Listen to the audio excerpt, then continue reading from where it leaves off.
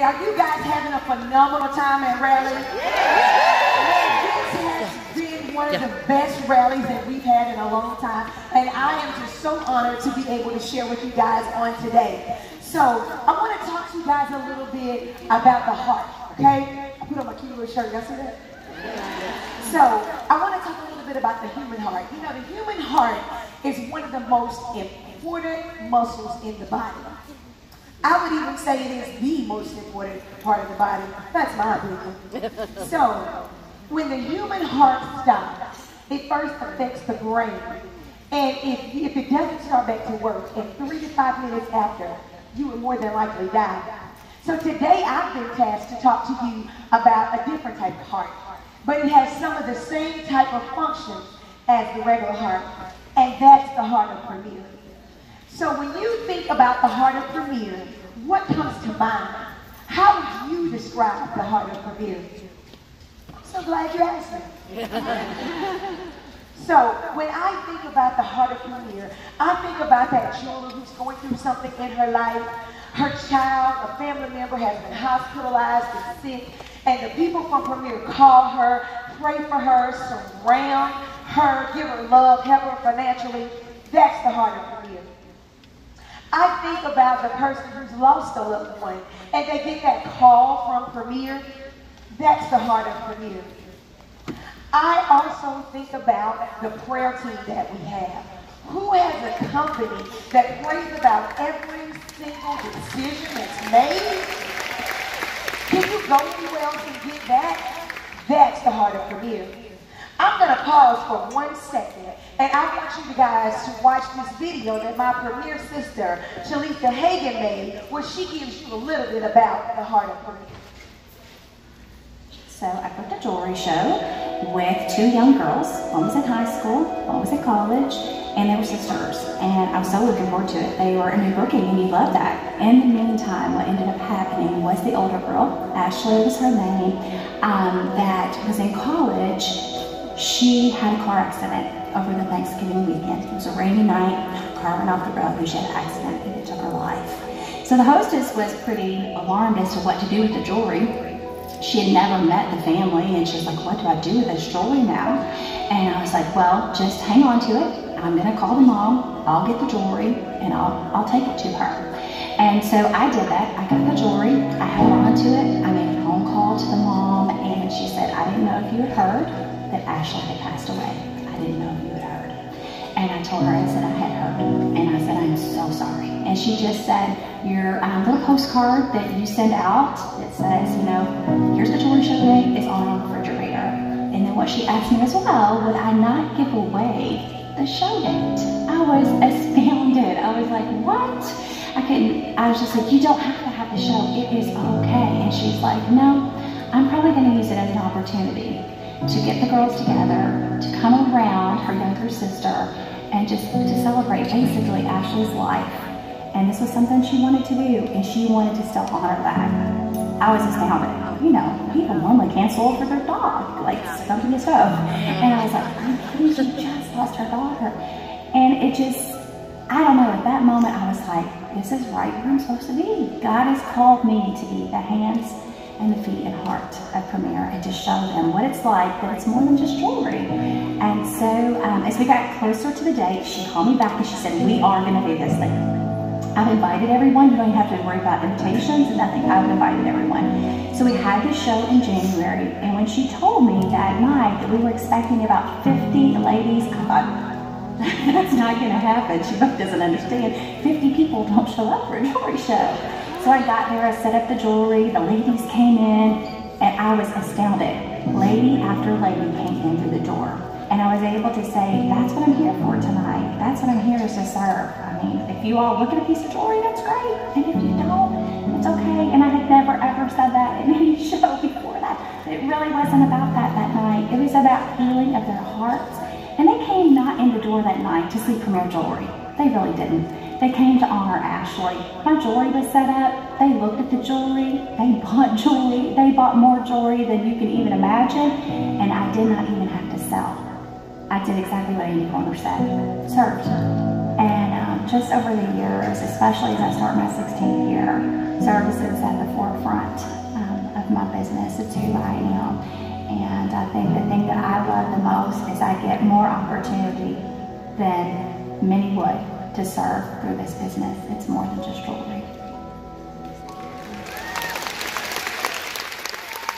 Wow. Now, that's the heart of Premier right there. But I'm just out here to tell you, not only is that the heart of Premier, but you are the heart of Premier. And you are the heart of Premier. And you are the heart of Premier. I know there's some team bosses in the stage out there. They're kind of my favorite. But you are the heart of Premier. I heard there's some visionistas in the building. And you are the heart of Premier. Somebody told me there was some Sparkle with Sisters in the building. And you are the heart of Premier. Is there a dream line in this building that's the Sparkle of Premier? There are some, I think it's the All Red All-Stars in the building. There are some glam girls in this building. I was sitting by some hearts on fire.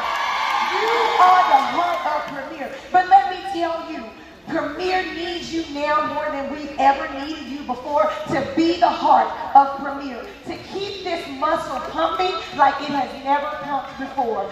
Do you know that we have the ability to make Premier the biggest pumping heart in the world? Do you know that you can do that? But it requires something from you. You know what that is? It requires you to do some events, some shows, whatever you want to call them. It requires y'all over here to do some sponsoring. It requires you out here to continue to share the heart of Premier. Can you do that? Can you do that? But what I'm learning is that each of our hearts pump at a different pace. This is what I want you to do. I want you to take your hand right now, and I want you to place it over your heart. You feel that? You are a part of something special. You are a part of something life-changing. Do you know that is what you are? And that heart that you have that's beating inside of you bleeds through as the heart of Premier. So I want to tell you that this summer, I want to talk about the paces of that heart. I decided that I was going to become a runner. Yeah, right. So as I began to try to run, oh my God, I thought my heart was going to jump out of my chest, okay?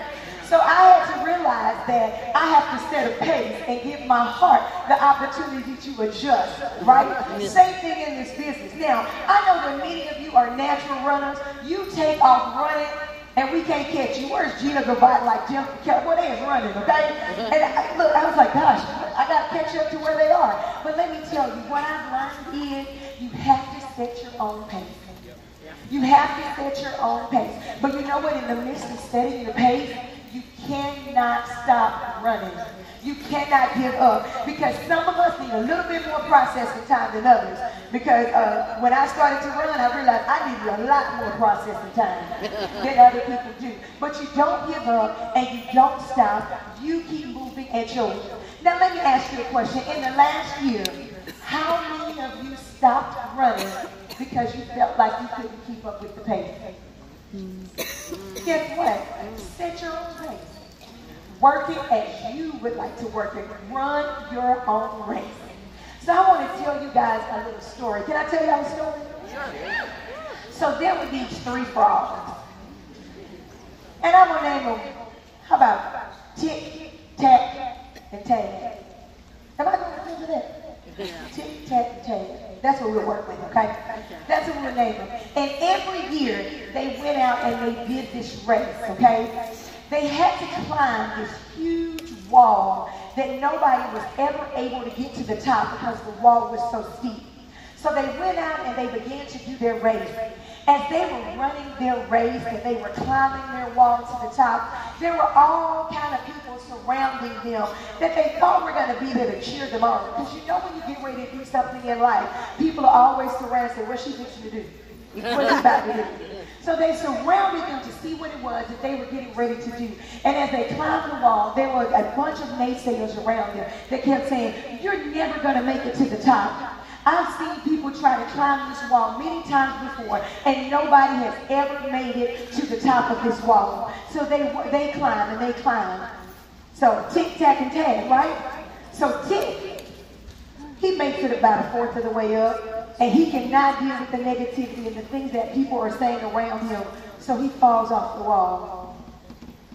Then you got Tag, the Tag still in the race, and they're still running. And they're going, and people saying, "Ooh, you'll never make it, you can't do this. Who told you you can sell some jewelry? You don't even wear jewelry." Kept running. Tag made it about halfway up, and then he fell off the wall.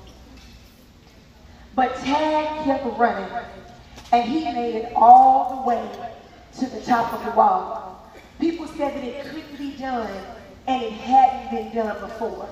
I want you to think for a second, how many of you have Tag-sized dreams? You want to make it to the top of the wall, and you got some things that you want to do this year. So when they got to the top of the wall, Tag, there's a person up there waiting to interview him to find out what did he do and how was he able to make it to the top of that wall. So he's up there and the person's asking, he's celebrating, he's so excited. He made star, he made build, he made designer, whatever it is that you want to make, he made those things. And they said, "How did you do it?" And he was looking in celebration, and he answered the reporter, and the reporter asked a couple of more questions. And he looked at Tag, and Tag kept looking to the side at someone. He was like, "Well, who is Tag looking at?" When he looked over there, he realized that Tag had an interpreter. Somebody was signing to Tag. Y'all, Tag was dead. All those people that were surrounding him, telling him that he could not do it, he was not going to do it, saying, "Get down off the wall, you'll never make it to the top." He thought those people were celebrating him. He thought they were telling him, "You can do it, go, you'll make it to the top." And I'm here to tell you today that that's what we have to do about the negative things around us, the naysayers around us, the things that say we cannot do it.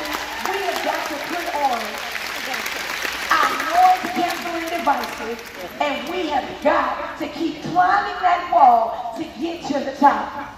We've got to be that heartbeat that Premier needs. So I put these headphones around my ear because y'all heard Melissa talk about my son. That boy is something else.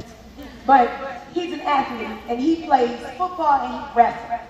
So one thing that I noticed about him, I'm that encouraging mom. Okay, you can do it. Go out there before each wrestling meet. I'm standing there as nervous as all get out, but I'm like, "You got this." I'm like, "Oh God, that kid's big, but you got this. You're going to win this match. Oh God, don't let it get killed in the midst of this." But I'm trying to encourage him. He does not want to hear from me. You know why? Because I'm a distraction. So what he does at each and every wrestling meet is he puts on his headphones before every meet and he listens. I don't really know what he's listening to. Probably some like hardcore rap music to motivate him. I don't know what he's listening to. But he puts those on to cancel out all the distractions that's going on around him so that he can focus on the match at hand. And he doesn't take them off until it's time for him to step into the match for a wrestling. And that's how he stays focused. So what I'm going to do today is I'm going to challenge you to get you a pair of noise canceling devices. And we're going to cancel out all that stuff that's going on around us. And each and every time we get ready to step into the match, the fight, the game, the jewelry show, whatever it is, we are going to use these devices to cancel those things out. So are you ready for this year, 2019, 2020, to be the best year yet? Are you ready to get this heart pumping? This rally has motivated us to do some things that we have never done before. We have some amazing leaders. Tim and Peggy have shared their hearts this weekend. They know what the heart of Premier looks like. So we have got to get out there and we've got to do some things because we're going to get this muscle pumping and we are going to be ready. When I see each and every one of you this time again next year, I want your ribbons to say twice what it said this year because you're going to get that heart pumping and we are going to feel this muscle this year. I love you guys.